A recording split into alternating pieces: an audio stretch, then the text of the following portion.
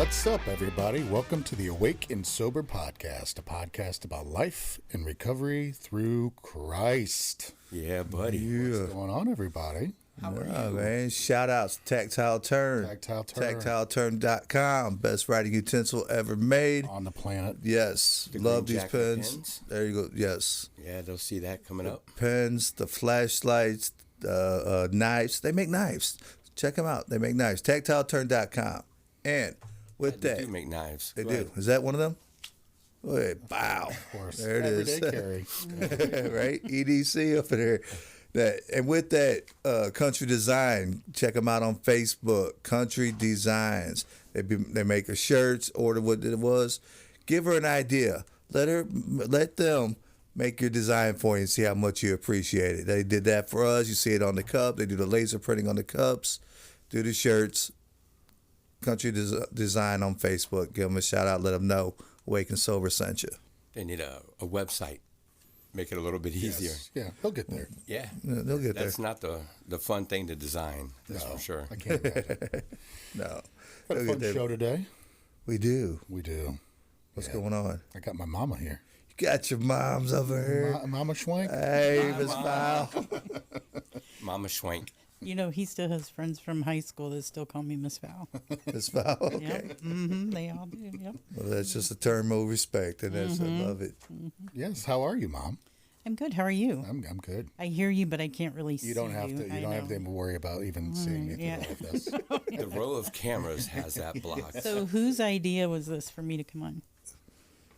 Mine.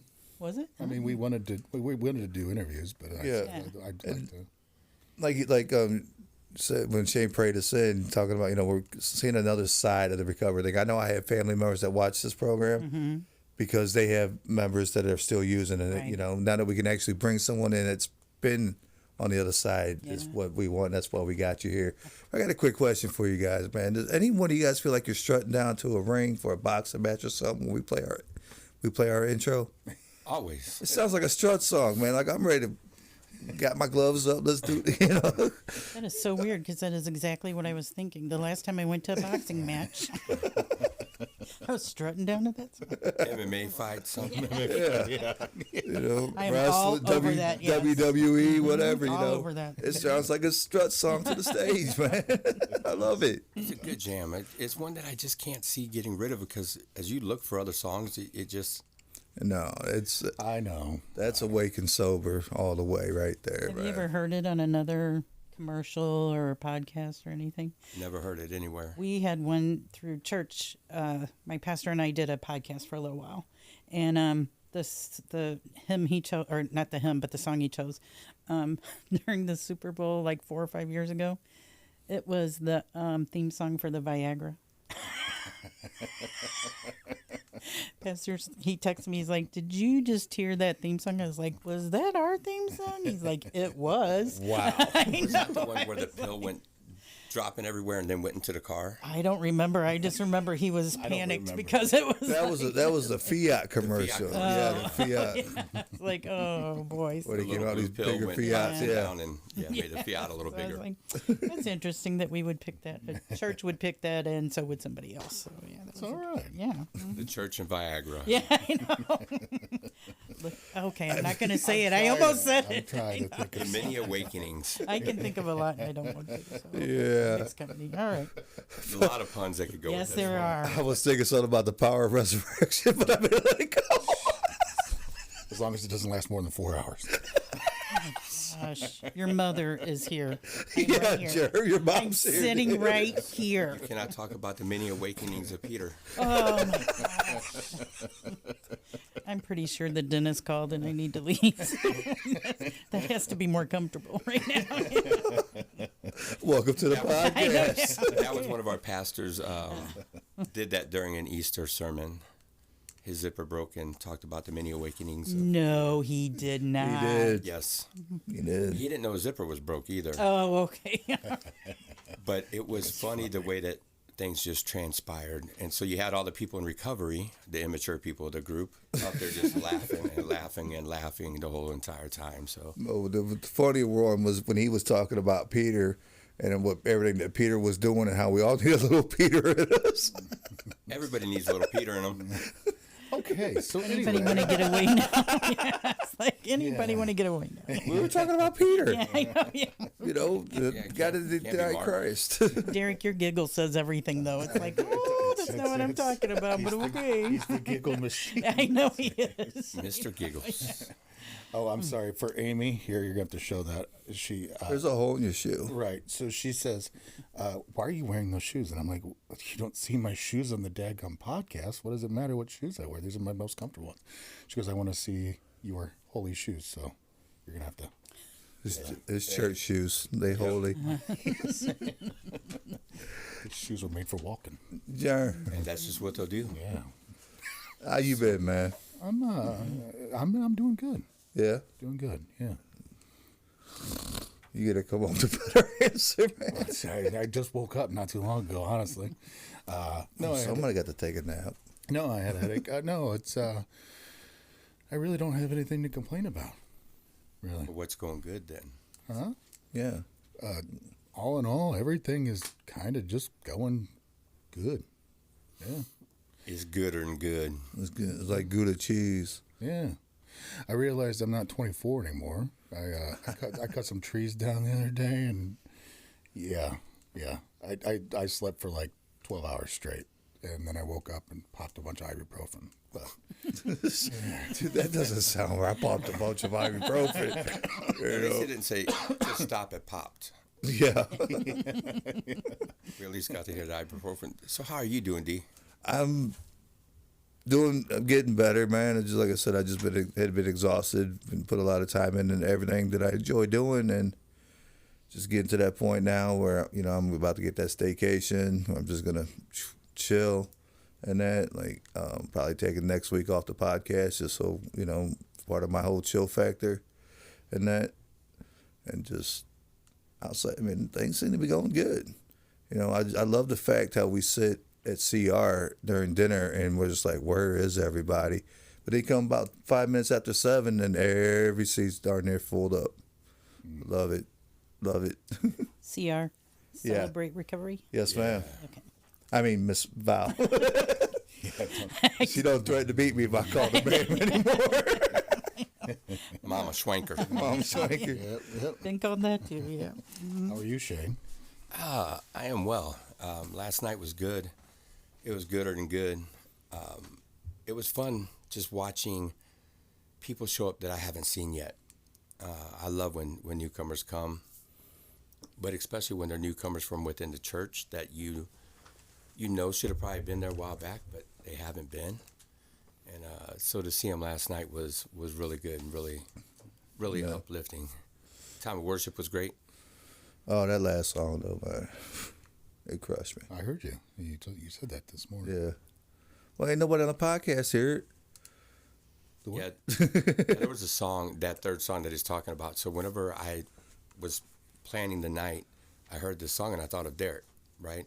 And so I'm like, I'm going to go ahead and play this song. And I didn't think that what had transpired, like the Right. anniversary So of your brother's. at the filming of this podcast, it was just a couple days after the anniversary of his passing, and then we played that song, and the verse of it straight up comes out and says, even when my brother passed, you were there. And it was like crushed, But I had no clue that it was the anniversary of. I mean, if I really sit back and think, I can remember sitting in Dairy Queen's dining room and eating while I got the call. But That was the spirit doing Yeah. its thing.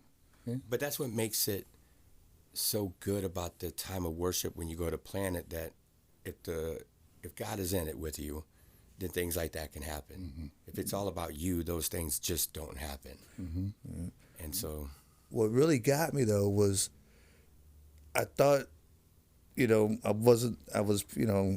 that I was praying on it and all that. It wasn't bothering me. I wasn't letting it bother me. But at the same time, like I just said, I wasn't letting it bother me. Then that song reminded me, no, God's been having this. He's the one that's been holding on to this. You are where you are because of him. And it's like, oh yeah, that's what crushed me. Million Little Miracles is the name of the song. How long has your brother been gone? 3 years. 3 years. My brother died actually 2 years ago next week. Oh, Yeah, Yeah. so he was the baby.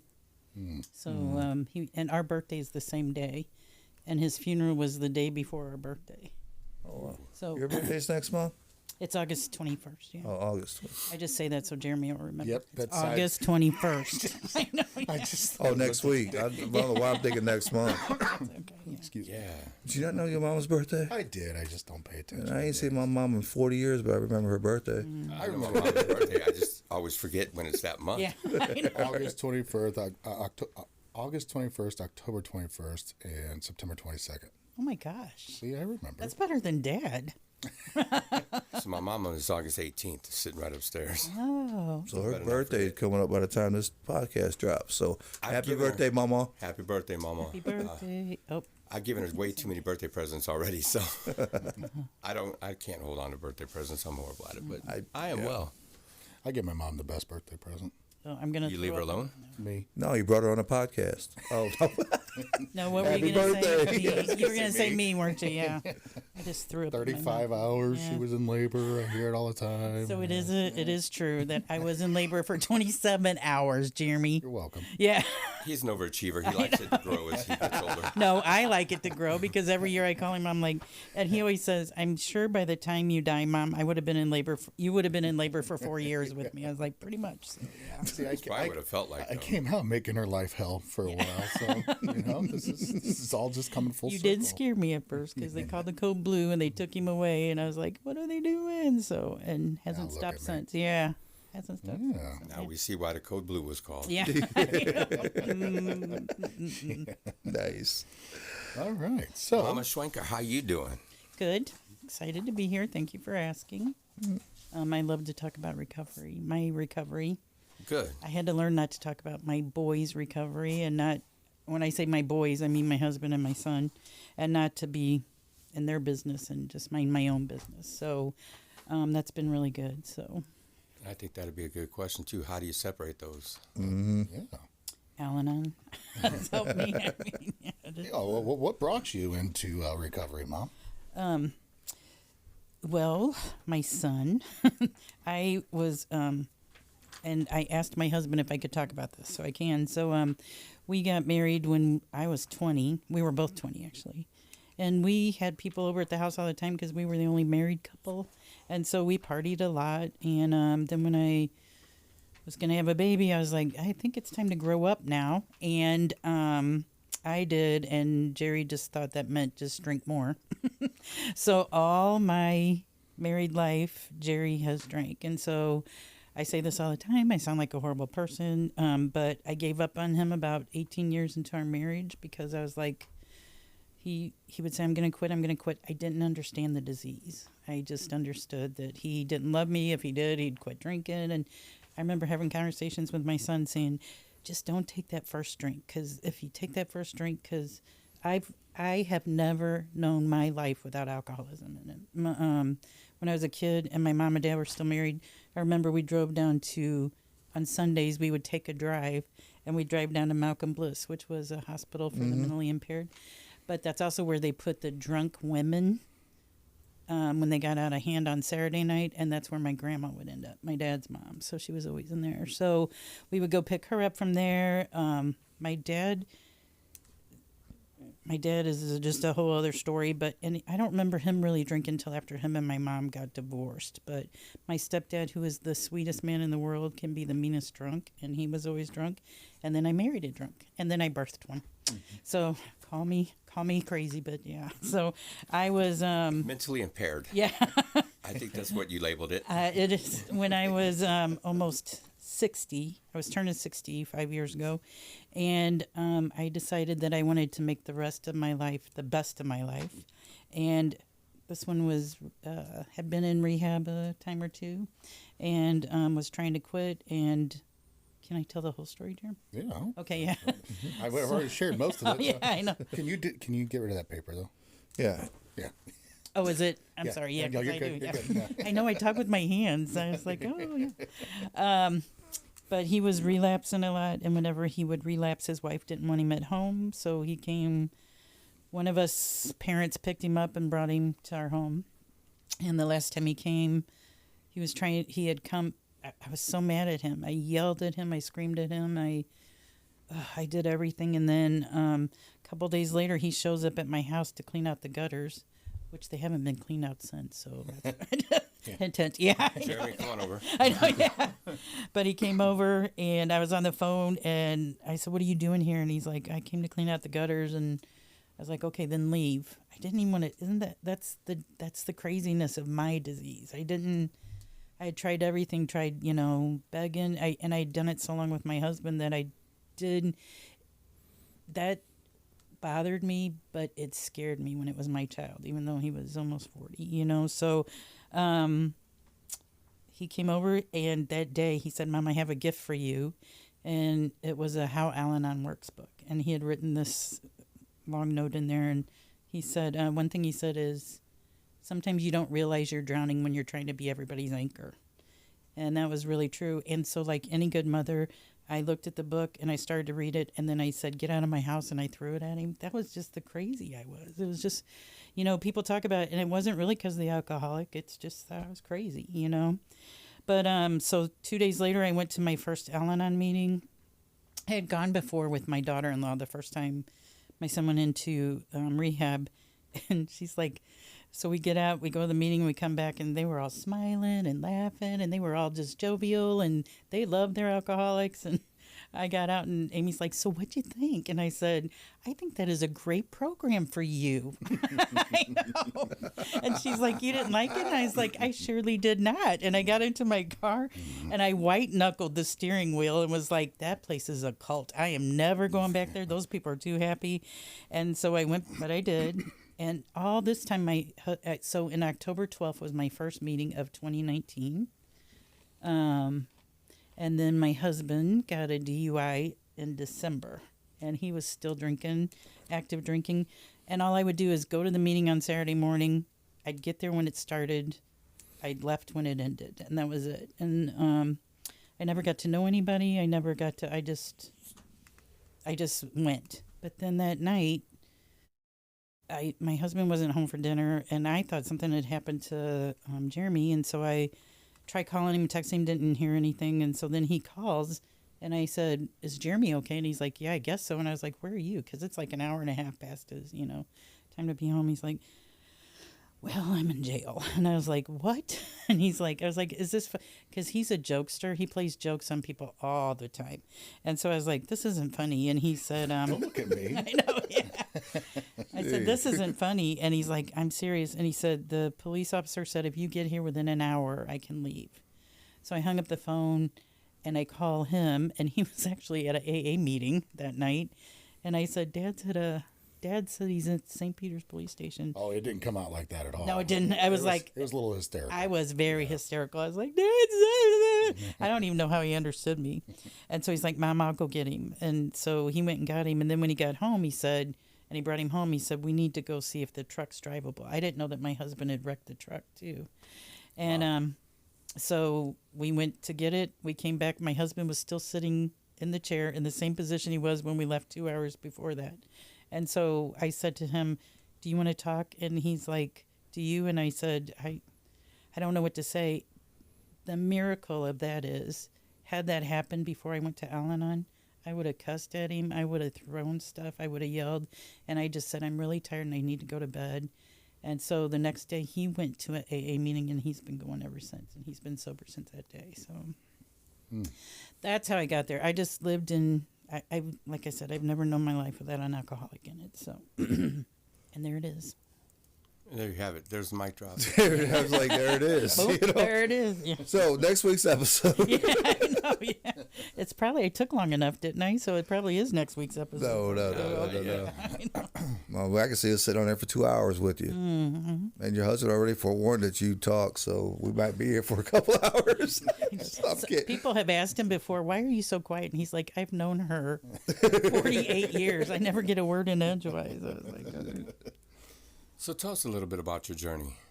I mean, I know a lot of times we start with growing up, but we're already here. Yeah. Let's hear about it. Fear.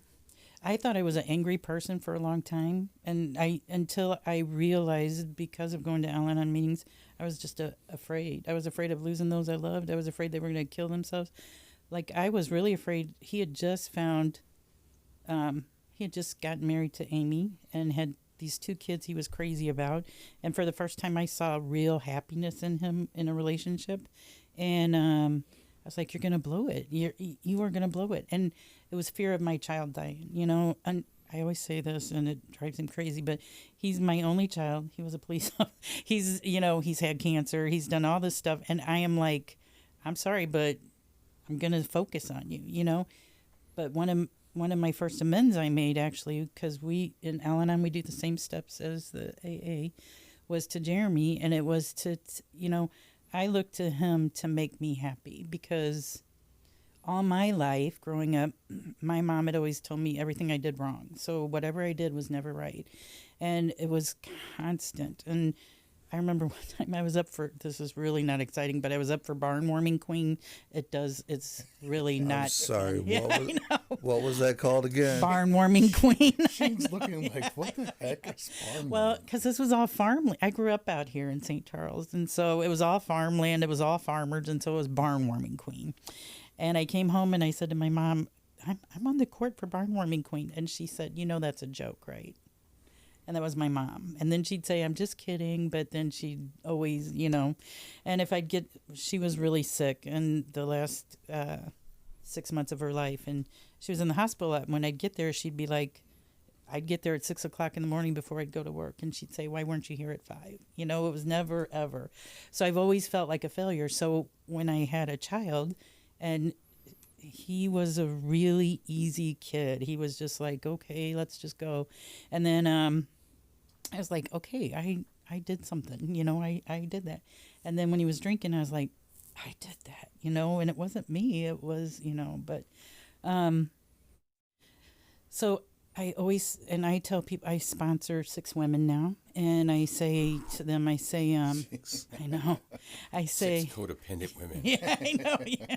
It's been amazing. It has been, they're all different personalities for sure, you know, but I love walking with people through this. But I always, and at meetings I've said this, I thought I was angry. Turns out I was scared, but I was afraid to leave. That was my comfort zone, because that's all I think for something to be a comfort zone doesn't mean you like it. I mean, my husband worked a job for, he just retired for 49 years, and he did not love that job, but that was his comfort zone. And I think that's what happens to all of us. I think we just get into a comfort zone, and it's just like, it's just what I know. It's just, so for me to step out of that and be like, wait, I don't worry about it. I don't try to control everybody. I don't try to quit. I don't try to make them quit drinking. I don't, you know, that was weird for me, you know, because then that meant I had to look at myself. So, oh, you can hear that, can't you? Yeah, I know, sorry. Oh, you're fine. I don't know, and I've learned a lot. At the same time, I was also searching for a church. So that summer I went to 13 different churches because I was looking for a church. I went to non-denominational, I went to Catholic, I went to Lutheran, I went to every, you know, and I couldn't find, because that was really important to me. I was turning 60, and like I said, that was my motto, the rest of my life, the best of my love. And for me, that was finally getting into a relationship with Jesus. And so I went to all these churches, and I kept going to I went to this little church, and I was like, oh, that is not for me, because I love all the, you know, praise and worship stuff. And this was all people, I'm one of the youngest ones there, so that tells you. But I but I loved the pastor there, and I loved what he had to say. And I loved that I could go up to him and ask him questions, and he'd be like, let me tell you about this, you know. And I love that I've started reading my Bible, and not just reading my Bible, I'm studying my Bible. And so all that's happened in the last 5 years. So I am the most content I've been ever in my whole life. So things still happen that make you sad and break your heart, and, you know, but I'm content. And so quick question. You brought up your walk with Christ, and that, how much did that change your, I mean, you were at AA. I mean, I guess Al-Anon, you've always, yeah. yeah, Al-Anon, but you've always had a spiritual Not really. Really? Okay, so it wasn't. So you get into Al-Anon and then you have this walk with Christ. Mm-hmm. When the two of those, you put those two together, do you think your walk in Al-Anon would have been as powerful as it has been without Christ? I think the two of them happened at the perfect time. I think God knew what he was doing. I did. My dad is an atheist and my mom was Catholic, but we only went every once in a while, and for reasons she never got to take sacraments or anything, and I sent my son to parochial schools, and I also we went to church every Sunday. But if you ask me if I really had deep faith, I don't think I did. I've kept a journal since I was 8 or 9 years old, and I would write in my journal, "Dear diary, please don't let this happen. Please don't let this." And a couple years ago, I was like, you know what? I wasn't really writing to my diary. I believed in God, I guess, because a piece of paper is not going to make my dad not yell at me or scream at me or whatever, So that was kind of eye opening too. So, but I thank God for Al-Anon, and I thank Al-Anon because I finally learned to trust God. Because I was always saying, "Okay, God, I'm giving it to you." And then I had a pastor friend who said to me, "You do that, but then if it's not going the way you want or as fast, you're like, wait a minute, I think I can do better," and I start pulling it back in. And now I really do say, "Okay, God, this is on you." We are going through a time right now where I could feel terrified because we weren't good with money when we were younger, and my husband just retired, and we're both not. I mean, we both ache when we walk, and we walk like old crippled people, and we don't have a. When I first got married, I was like, and then when we retire, we're going to see the world, and and our house is more than we need. It has stuff, I'd like a ranch, all this stuff. And so for a while I was just like freaked out. I was like, we're just going to die. I don't know what's going to happen. We're going to die. And then I have this little God box, and I know a lot of people talk about their God box, but what I do is when I'm obsessing about something, I used to say, "Dear God, please let my son quit drinking. Please let my husband, be kinder to me. Please let this happen." And now I just put whatever's obsessing me. If it's my I have grandkids that I worry about now because they're 16 and 14. That's a age where everything can happen, Nah. Yeah, I know. But I will, if I'm obsessing about that, I've been obsessing about my husband's retirement the last 6 months. I've been obsessing about not having the money I wish we had. So what I do is I just write down retirement, and I fold it up and I put it in the box, and I say, "Okay, God, that's yours." And if I start to obsess about it, then I have to rewrite it again and put it back in there, because my deal was, if I put it in my God box, that means I'm giving it to God, and I cannot worry about it anymore. So. I think we all should get a God box. Right. A good habit to get into. I can hook you guys up with that. You can hook us up with some God boxes? Yes, I can. I was just wondering if she used a tactile turn pen when she was journaling at the age of 8. But we also need to get a box made, maybe with the Awake and Sober. That would be awesome. We've got some great ideas. yeah. There we go. Thanks, Mom. You're welcome. Would you say, This is why we brought you here. would you say, because, we were, you raised me going to church every Sunday. Mm-hmm. Obviously, I went to school to be a pastor originally. And a half hour after he had Greek class, he calls me and says, "Yeah, that's not going to work." I know, yeah. Actually, it was Hebrew. Oh, yeah, Hebrew. Yeah. It was one of them. I liked Greek. I did see Hebrew. I didn't like. But would you say that you knew God, but you weren't trying to know God? I would say I knew who God was. And, I taught in Lutheran schools for 30 years almost in preschool. So, like I told my pastor, I know all the Sunday school versions of the stories, but, I didn't know that Noah got drunk. I never knew that until recently. I didn't know Noah got drunk and made a fool out of himself. Yeah, I didn't know that. So I just know that Noah built an ark. But when you think about, and I told the kids, know the Lord, don't know, and all that. Well, I don't focus on the part where everybody died because everybody was sinning, So that has been a blessing to me. I will say the only reason we ever started going to church is Jeremy was going to a Lutheran school, and he came home one day, and he was in 4th or 5th grade. And he said, "Here's the deal. I am tired of being the only one on Mondays who doesn't raise their hand when the teacher says, 'Who went to church yesterday?'" he did that to me, and he made us start going to church. And so we started going to church. He's like, I found this church I like. If you don't like it, my friend said that his dad's the pastor there, and they can pick me up and bring me. And I was like, he walked away, and I was like, son of a gun, we're going to have to go to church now. So what church was it? Messiah Lutheran. Messiah Lutheran. But at that time, we were meeting in the Knights of Columbus, which is now Menino's in Cottleville. And we would pour out all the beer from the night before to set up the church. So, yeah. Yeah, that was crazy. That was a long time ago. Did you pour it out or did you drink it? I didn't. I wasn't going to drink. They put a little red dye in it, and the blood of Christ fell for you. You could tell who the happy people were in church, though. I was like, oh, they cleaned it out. Yeah, they cleaned up the beer. Yeah. So. Jerry, why are you in the back of church? Yeah. But I will say that's the relationship that I work on the most now. And I've said this too at meetings and stuff, but I've never known unconditional love. And that sounds weird because I'm a mom. But even your kids need you because you got to feed them, teach them to walk, all that stuff. And heaven knows my mom, her love was always conditional, and even my husband, well, I'll do this if you do that, and so until I just really let go and said, okay, God. And when I did my fourth and fifth step, that was a big time for me to let go and be like, God loves me even though I've done all that, so.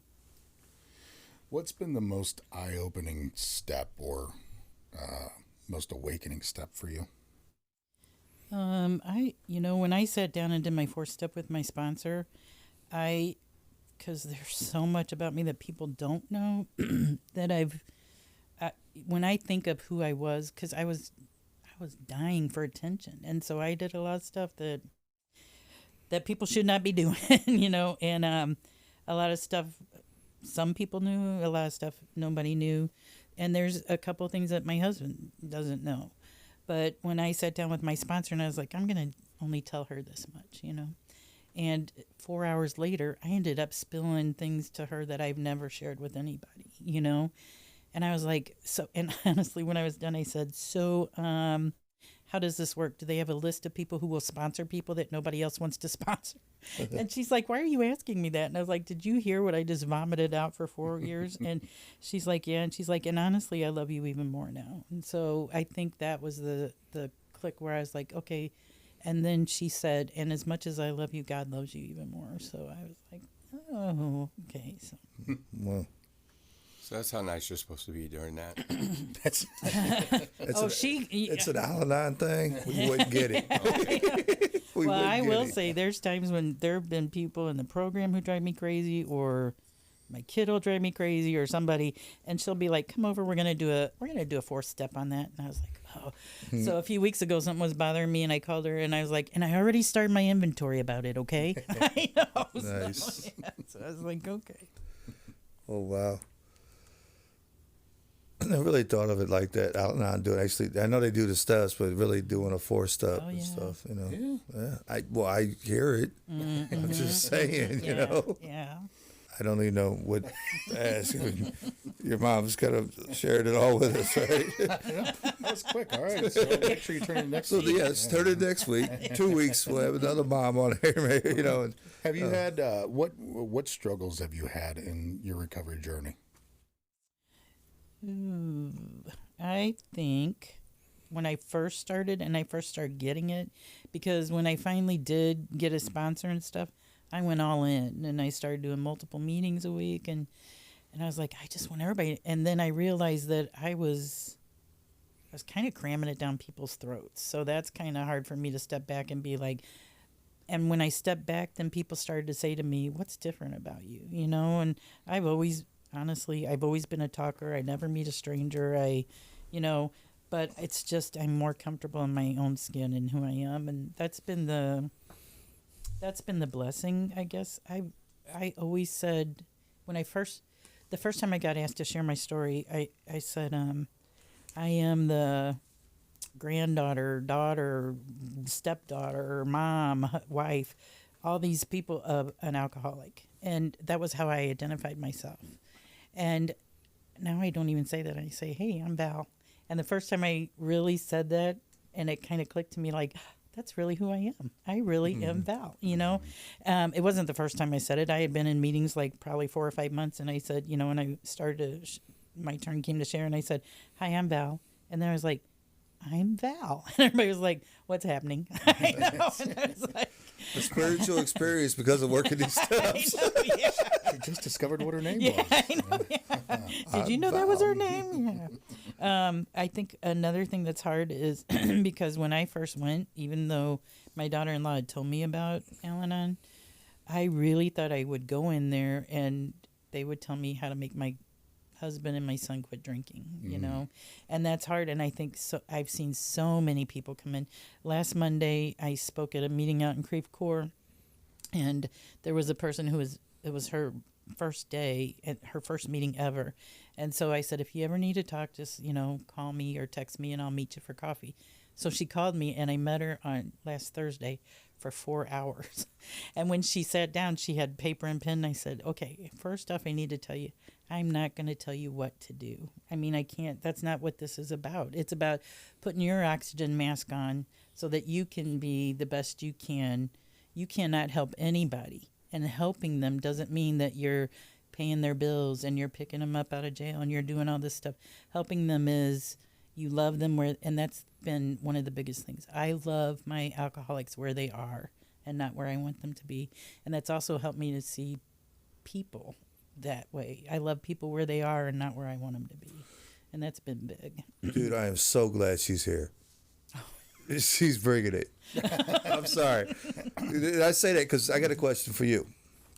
And I'm going to ask, now, with your mom going to Al-Anon and that, and I guess we could safely say your wife as well, has that... Safely, yeah.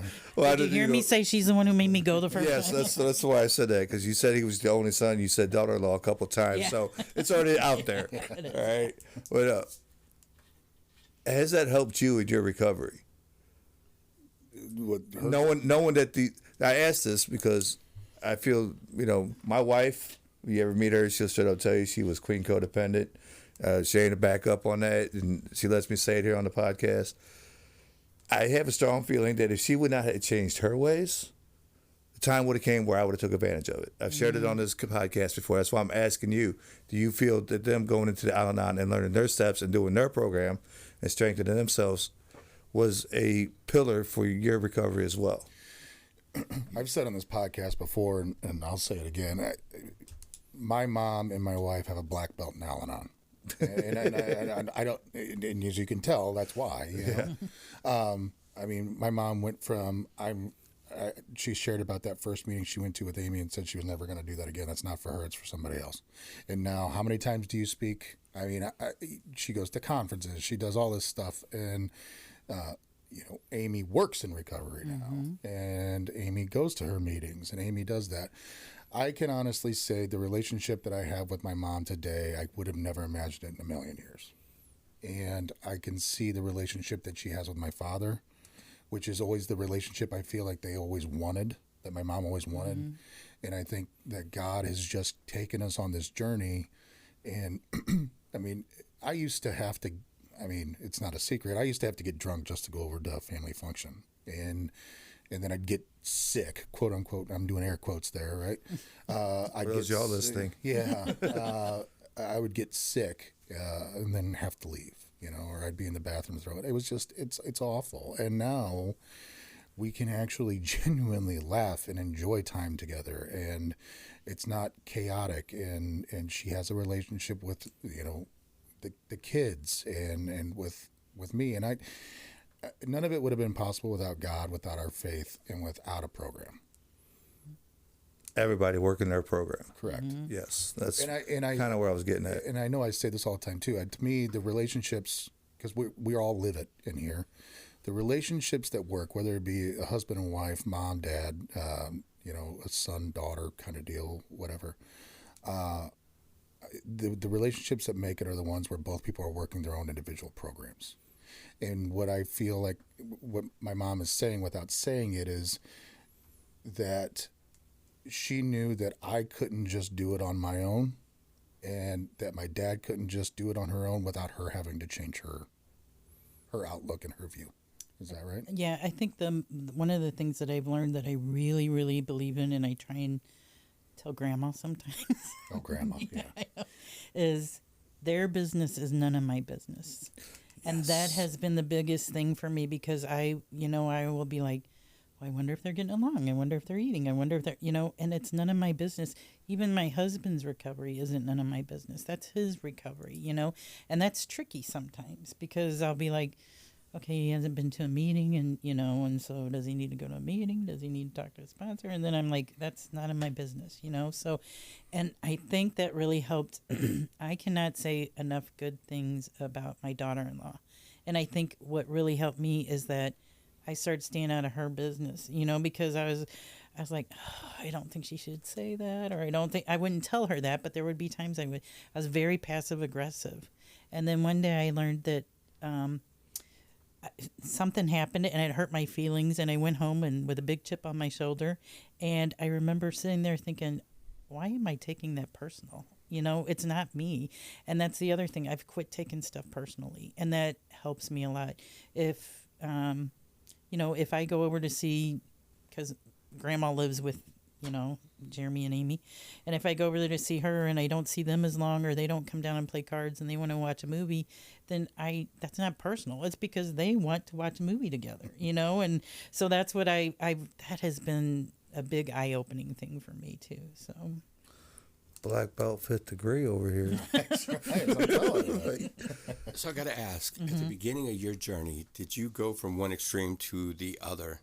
I see it so many times that people, you want to not be codependent so bad that you kind of go off the rails the other side.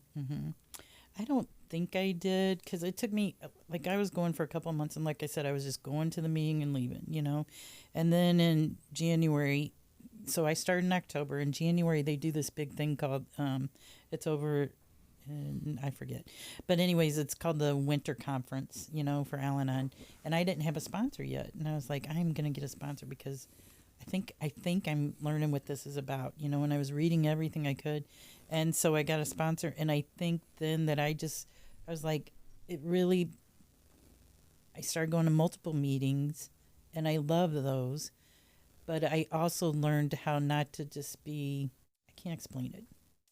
I don't think I went to the other end so much. I will say, though, that it seems like now, because my life kind of revolves around Al-Anon. I mean, it doesn't revolve around Al-Anon, but like I spoke at a meeting last week. I'm speaking on a nationwide Al-Anon thing in September. I got asked to speak in October in a thing in Springfield, so that helps me. As nervous as I get, that helps me.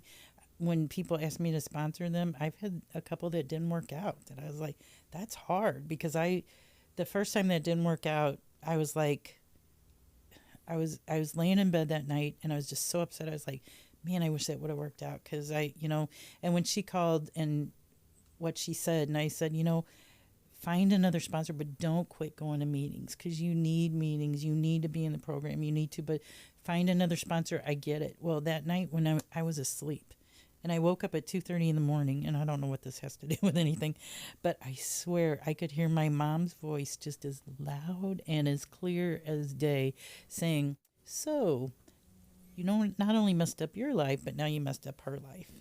And that was hard. But you know what I did? I called my sponsor. And I said, oh, so. And Sounded like a haunted thing. I did. Yeah. But usually I sing like an angel. Yes. Oh, Okay. yeah. Yeah, we don't have to sing. I will say something else that really, really helped me is, there was two things.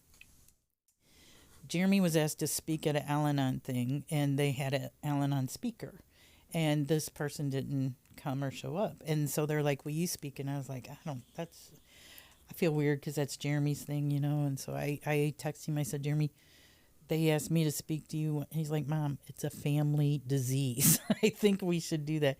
But then I was worried about how Amy would feel. I was like, and then I was like, okay, I just got to worry about what I'm going to say. Not worry about, but I'm just sharing my story. It's no different than if, whatever. And that I know that sounds weird, but that was a little turning point because when I came back, Amy was like, thank you for sharing, you know, and Jeremy was too. And then people were, I mean, nobody knew he was my son until he said, well, you heard my mom talk, now I'm going to talk. And so it's funny because people that we both know didn't know that, you know, we were, sorry, I keep hitting that, right. didn't know that he was my son. So that was interesting. And there was something else I wonder. Hope I know you guys when you're 65 because I just forgot what it was. I'll think of it, I'm sure. We've had that issue for a long time. It was like, yeah, 45. Yeah, it's We like, blame oh the my drugs God. and alcohol. Okay, that's what I blame your drugs and alcohol too, Shane. I would too. I know, yeah. We did enough. Go ahead. I didn't have anything to ask at the moment. She's tearing it up. I Dude, honestly don't know. I'm telling you, man. She could just keep speaking. Well, see, yeah, and I'm really happy that we did this and that because I know one of my big things at work is I like to talk with the families. I like to work with the families, and I try to encourage the families to go to meetings and stuff. And now we, encourage the podcast, and now we have someone a family member that's been through it, that they can actually see the reactions and the actions that have to take place, for the family. It's not just I can't always say it as well as you do. What's your little thing about recovery not being addiction isn't a spectator sport. There it Eventually, is. the entire family gets to. There it is. The family has to be involved. I've talked with some family members, and I'm like, he's going to relapse because of you. And as much as I want to tell the family members, I got told I can't, but I really want to look at him just like, dude, he's going to relapse because of you. You're not working your part in all this. I guess that's what's fun about doing it outside of a place like that. The treatment center. Oh yeah, on the streets I'm all day long, but You're going to relapse, and you're going to be the cause of the relapse. Yes. Yeah, because when I meet with families, I tell them if all of you don't get help, they're coming home to a broken home. They're coming home to a broken home, and it's going to go right back to the way it was. Or what's your favorite line? All right, everybody, who's the weakest one in the room? Weakest link? And that's always my first question. So they always point at the biggest codependent in the room, and then that's who we focus on. We got to get you to help the most. Yeah. We'll get him in a program. You need to go to this meeting, and speak with somebody there. But yeah, so it's really good to have you. I really appreciate you coming out here and joining us and that. I do have a question. Oh, no. Why is it important for you to share your experience and hope with others? Well, because that's what they say. We got to share our experience, strength, and hope. And I think when I do, because I've heard so many, I always say we're all on the same journey, but we're just taking different paths. Some people come in, their kids are addicted to drugs. Some people come in, their husband is an alcoholic. We had a gentleman come to our meeting last week whose wife is in rehab and he doesn't know what to do. And he said, I need to know what to do when she gets out. And I was like, what you need to know is you need to take care of yourself when she gets out and let her program be her program, and he's like, but what if she fails? And I was like, then you have a room full of people here who will love you and walk with you through it. I the first time that he went into rehab, I remember I went to a family meeting that night, and there was a gentleman there, and he was talking about, he was on his phone the whole time. We were talking. He wasn't saying any, he was just like, and he'd be like, yeah, and then he'd get back on his phone. And so he said, it's the third time. She'll be back here in 6 months, And I remember I left there so indignant. Oh, this is going to be Jeremy's only time. He's going to get this, and then he's going to get married, and then he's going to be fine. This will be his only time, and then I'll never have to worry about it again. And that's not always true. And 20 times later. Yeah, I mean, it is, and Twice. There is nothing that hurts as bad as watching your child go through something. And he's been through cancer, and and that was hard as a parent. But to see. But I remember one day when he was being treated, he said, I was at the treatment center with him. This is with his cancer. And I was sitting there and I was like, Jeremy, I can't stand watching you go through this. And he's like, Mom, it is way harder on you than it is on me. And I was like, that's interesting, So, and that's how I kind of feel about the alcoholism. It's hard. I thought that before I went to open AA meetings were a godsend to me because I was just mad at my son and mad at my husband, and and even though I'd been in Al-Anon, I was like, I just don't get it. But when when my husband started going, that was our Saturday night date, was to go to AA meeting, you know. But I would hear those stories and I would be like, that's my kid. I mean, you know, that's my husband. I could see the disease and not just see the person anymore, you know. And that was another big eye-opening thing for me. But I will say there was a little incident when Jeremy, the last time he got sober, before he went to the place he went to, he was at the cabin and he didn't know, I didn't know he was up there in timeout. That's what I always said. He was in timeout, you know, because he was actively drinking. And I got up there and it was 3:00 in the afternoon and the house was dark and he was asleep on the couch with air quotes. Mm-hmm. Yeah. And, we got into this huge argument, you know, and I was in Al-Anon like 2 years then. Yeah, because it was 21.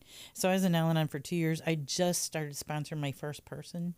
And so he started to leave. And I said, where are you going to go? You have nowhere to go. And so we're yelling and screaming at each other. We have a lot of the same personality. And I was like, a little bit. I was like, I'm going to stop him. So I stood in front of the car. Well, there's 150 acres. He just drove around me. You know, he's like, okay, Mom. Yeah, okay. But he left, and I went inside to get the keys to my car, and I was going to follow him. And I was driving down the driveway, and I was like, what am I doing? You know, what can I do? What can I do? Even if I catch up with him, what am I going to do? You know? And so I went in and I called my sponsor and I was hysterical. I mean, I was so scared. And I was just like, and then I was like, and then I started sponsoring person. So do I just call her and tell her I can't sponsor her anymore? And she's like, why? And I was like, because I'm not using any Al-Anon tool. And I said some horrible things. And so I told her what I said. And she said, you're right. You did say some horrible things. Don't call him tonight. Call him in the morning after you've thought about it. And I was like, all right. So she's like, and I'm going to call you back in a half hour. You need to, because I couldn't breathe. You know how when you cry so hard that you can't, you know, catch your breath? And so I did. And I was just getting ready to pick up the phone to call her and tell her I was better. And he called and said, Mom, I'm on my way to a treatment center. And that was a big click, too, because I was like, you know what? I started to chase after him. I was in the car driving down the lane. And then I was like, okay, what am I going to do? And before I would have just gone and searched for him, you know, but there would have been nothing I could do, you know. It was just going to make it worse between us, you know. And unbeknownst to her, until you actually heard my story, it was what I was going to do that day. Right. Yeah. Yeah. I mean, the gun was loaded and yeah. Kyle was on his way here. And yeah, I mean, it was all, and I didn't know that till like a year later, which was good, probably. But that was, you know, so when people say, well, I don't really believe in God, or, you know, I'm just like, let me tell you a little story. Because I never go to the cabin without my husband. And it was I didn't know he was up there that day. And I was like, I called my husband. I said, I'm just going to drive up there. It's so gorgeous. I just want to get up there. It was in October. And he's like, you can't wait another hour. And I was like, no, I think I want to go up there. Never have done that before. Never. And then I drive up there and then he's there. And then I was like, and I didn't know he was drunk then. I really thought he was still asleep on the couch, which made me mad at 3:00 in the afternoon that he's, you know, and so that made me mad. But then when I heard, then that's when you believe that there's God, you know, because for whatever reason, and the fact that was the time that it stuck with him, and that he's helping others and not just himself, you know. And you have to go through all, you know, sometimes you have to go through the ugly. But, and I've said this many times, it really is that old, it was a disgusting song, The Footprints in the Sand. It was all, footprints in the sand, you know. But there's so much in my life, like when I was a kid, and I'd be so mad at God. And I remember I talked to somebody who tried to tell me, well, you know, because of God, I was 18. And he said, you know, God brought you through this. And I was like, no, it's because of God you're here. And I was like, what God would let all this stuff happen to me? You know, what God would do that? And I thought that day. But then I really do realize that I really was never alone. I was really walking with God. You know, Jesus. Oh, man, I do that all the time. Still not as bad as a lot of people. Yeah, you're fine. But I really was, you know, and whatever happened, and I still think that now, whatever happens, You know, I have people who are going through really hard times with their family members, you know, with aging parents and everything, but they're walking through it and they're not alone. And that's the biggest thing. You know, I know that I have a family now that I won't be alone through it, but whatever. That's good and deep. I was gonna say I really got nothing left, man. She's answering the questions, you know. I do want to say one thing that has helped me too is I'm a reactor, you know, and like I said, we would get into arguments all the time, you know, and my husband would do something, I'd be like, that's stupid, and I would just like, you know. And one thing that I've learned through this program is I pause and I pray about it, and then I proceed. So the 3 P's are my favorite thing: pause, pray, and proceed. And what I do is sometimes proceeding means not going to that person and saying anything. It means keeping my mouth shut, you know. But at least I'm not reacting. I'm thinking, okay, and then I'm reflecting on it. And then I still might have to say something, but I wait till, you know, at least a few hours. And then a lot of times I never have to say anything because I worked it through. I prayed about it, you know, and so now I just say, you know, God, just show me what your will is. I don't know what you want from me. I don't have a clue. So you just tell me. Honestly, I'm going to say what I always say. Sorry, Jeremy. I get up every morning and before my feet hit the floor, I say, God, here's what I'm doing today. Here's what's on our list. Here's our agenda. I'm going to put a bra on and the rest is up to you. And you're welcome. I know. So, true story. That's what I say. So. She got us back for the beginning of the Yes, program. I did. Yes, I did. Try and sleep tonight with that in your. Nope. Nope. I sleep like a baby these days. Oh, okay. I do not. When I finally fall asleep. Well, Mom, thank you. I'm sorry. I talked the whole. That was good. It was your show. my This God. was about you. so And sorry. thank you. I was hoping you were going to say what's really helped you is the Awake and Sober podcast, but And that. And the Awake and Sober podcast. Yes, that was it. Yes, that's it. I was gonna say when I met your dad last week or whatever, man, like he met a movie star or something. He was like, I don't know, something about like his face just cleaned up when he saw me. And I'm like, yeah, but we were at my meeting on Saturday, and Dad's sitting next to me, and Derek walks in. He's like, "Hey," and he sits like 2 chairs over, and I was like, "Have you ever met my dad?" He's like, "No." And then Dad's like, "Oh yeah, I know you. Yeah, I see you on the podcast." He's so cute. We kind of resemble one another. Yeah, too. you do. A little bit. Oh, I spoke with somebody about that. I was like, you met his dad? Yeah. What did he look like? Jeremy with a white beard. Santa Claus and Jeremy. Smack. There you go. You got him. That's funny. So, one of the last days he worked, some guy came in and was talking to him. He was waiting on him, and he says, "I have a card for you. I'll be right back." So he goes out to his car. He gives it to Jerry, and it's called the Red Coat Society, and it's people who play Santa Claus. Nice. He said, "In case you're interested." Jerry's like, "I just might be," and I was like, "Oh, you are interested. How much do they pay?" Yeah, I know. Pretty good. Yeah, I know. I was going to say, I think they do.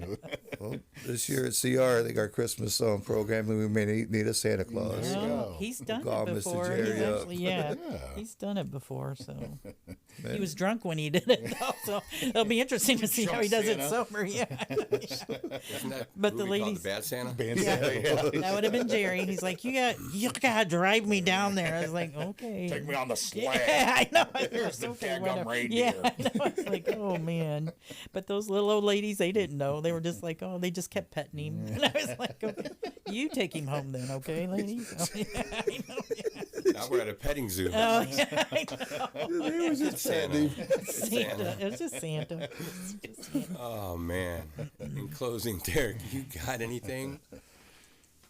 I don't, man. And there's a saying from a movie that I watched years back. It was a movie called The Crow, and I can just tell by the way Jeremy is with his mother, where the saying comes out something like, "Mother is the name for God on the lips of a child."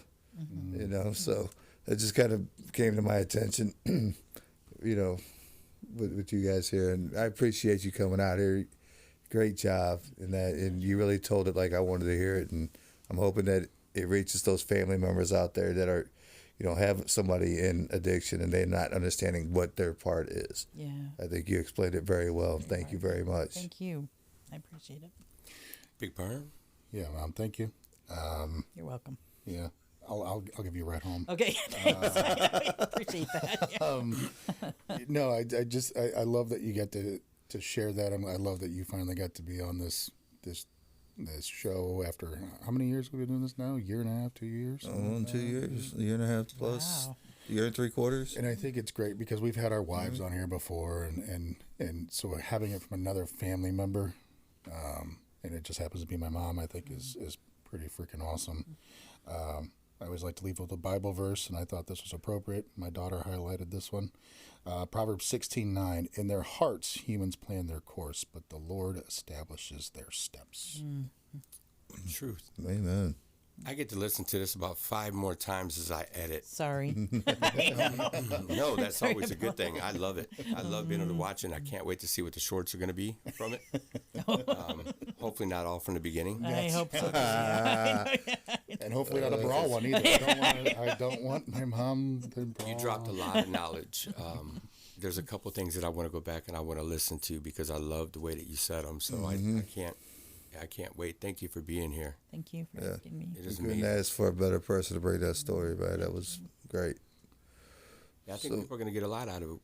Who else do we need to say thank you to? Mike for not showing up. No, I'm just kidding. Oh, Jeez. Mike. I love Mike, Tactile actually. turn? I was thinking, Which reminds me, Conley said today, I got to get a new pencil. And I was like, well, I can pick you up some. He's like, is it a tactile turn pencil? He wants a tactile turn. I know. I was so like, bad. oh my gosh. I was like, no, it will be a Bic 49-cent one. He's like, what's a Bic? not quite the same. It's not. I know. That's what he told me. Yeah. He's like, no. Yeah, shout out to Tactile Turn, our sponsor. Check them out, tactileturn.com. Best writing utensils. We all own a Tactile Turn. Do you have a Tactile Turn pen? Did you get your mom a I pen? do not. She does that. She does. She keeps score with one when we play cards or dominoes. Yeah. That's funny because that's all you write with in your house. Isn't it? It is. much. Yeah. Yeah. Get your mom a pen, man. She started writing with the cheap one, and I was like, "Here." She's like, "Oh my gosh." Yeah, and, Tactile. I mean, all the people Go ahead. listening could get their kids a tactile turn pencil for There school you this year. go. There you go. Yeah. And then if it breaks, send it back to get you a new one. So hey, you want that be the last pencil you have to buy. Ever. What Ever. other what country Country Design. designs? Yes. Shout them out on Facebook. Tell them Awake and Sober sent you. See our shirts, cups. They do it. I just feel like this is my challenge to you out there. Contact Country Designs. Ask her. Tell her what you're looking for, but just give her the idea and let her come with her. With Is she on Facebook? Do you know? Or? Yeah, she's on Okay, Facebook. That's all. She's on Facebook right now. Where do you find us at? What, Facebook? No, Usually on your phone. No, where do you find it? Where do you find Awake and Sober? Where do you find the podcast? Is what On it's asking. every podcast There you platform. go. Make sure you like, Like, share, subscribe. subscribe. Yes. Yeah. What? You know, why don't you just? No, you're doing great. See, he just likes to be the reminder of it. You don't want to have to say it. Or just doubles it up.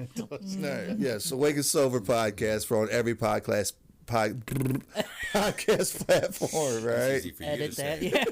Yeah. Anonymity. Humidity. The humidity in this room is just going crazy. Anyway, so Awake and Sober podcast. Questions? You have any questions on that? Reach out. Awake and Sober Info at awakensober.org. And that we want to hear what you have to say. Once again, Any questions from Mama Schwenker, send them in. Please, Yes. please We'll do, pass yeah. them along. yes. Happy to answer. There you go. We'll have a whole podcast on questions from Mama Schwenker. We'll have to bring you back, Miss. once a right. month where we do that. Yeah. That would That'd be good. fine. We'll have to bring you back, Miss Val. We'll get all up on here. Now, from everybody here at the Wake and Sober podcast, we love you guys. God bless, and we'll see you soon. Peace.